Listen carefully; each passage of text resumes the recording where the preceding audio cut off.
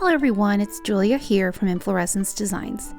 For today's tutorial, we are making fabric-covered puzzle blocks. A list of all materials is available over on Thermoweb's blog. See the link in the description below. So let's begin. Start by taking SpraynBond fabric stiffener and lightly spritzing the fabric you are using for your blocks. You can allow this to air dry naturally, or to speed things up, you can press with your iron. When using SpraynBond fabric stiffener, it's a good idea to protect your workspace with the drop cloth. Once your fabric is dried, you will need to trim it. For this project, my blocks were just slightly larger than 1 inch square, so I cut my fabric pieces down to 1 inch square.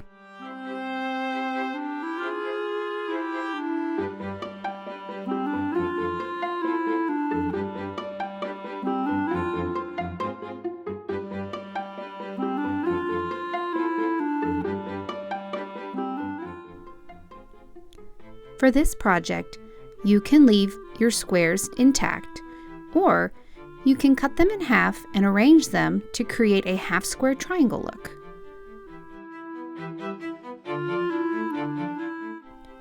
Once all your pieces are cut, you will need to adhere them to the blocks. You can do this 2 ways. I will show you both ways on this video.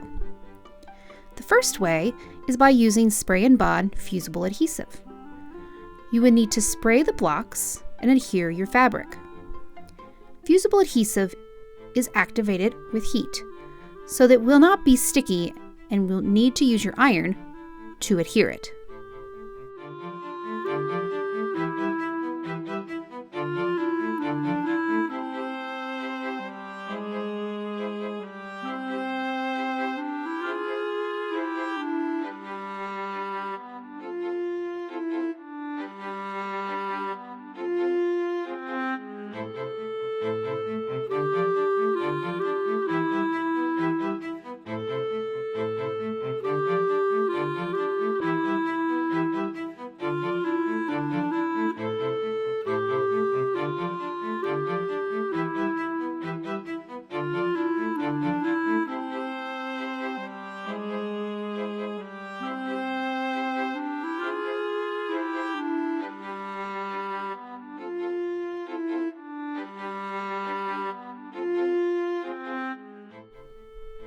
Once all your blocks have their fabric on them, you will need to use heat to set the glue.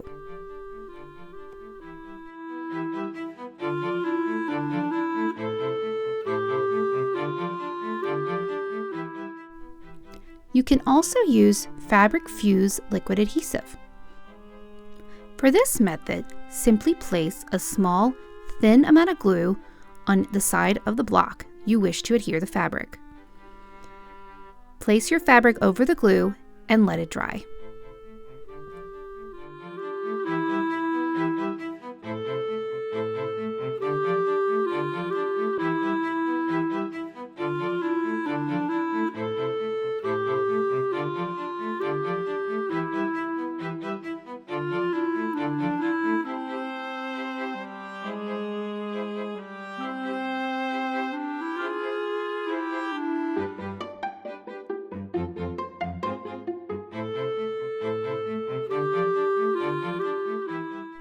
For a quicker drying time, you can also use heat to help set the glue. Repeat this or the other method to finish all sides of your blocks. Now we need to make the box to hold them all. The size of your box will be determined by the size of your blocks. For mine, my blocks were slightly larger than 1 inch, and I used 4 across and 4 down. So I needed approximately a 5-inch square box. I was able to use the cardboard pieces that come with charm square packs. It was a great way to reuse those materials. In the previous video, you saw me cutting 1 inch by 5 inch rectangles. I did 4 of them for the 4 sides of the box. In this video, I'm taping my 4 sides to my base.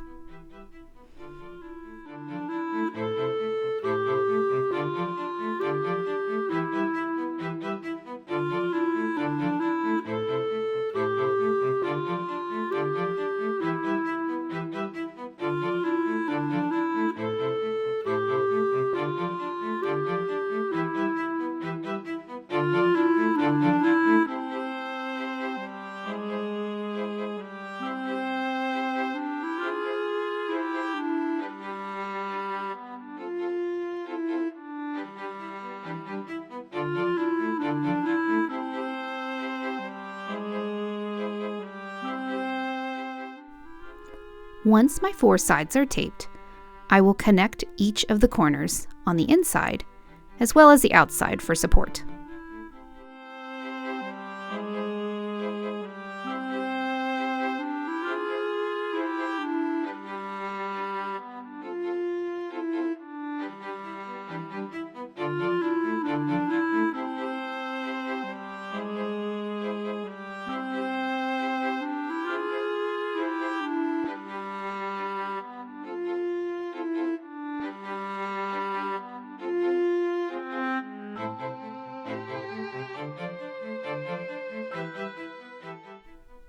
I wanted to make my box look a little fancier.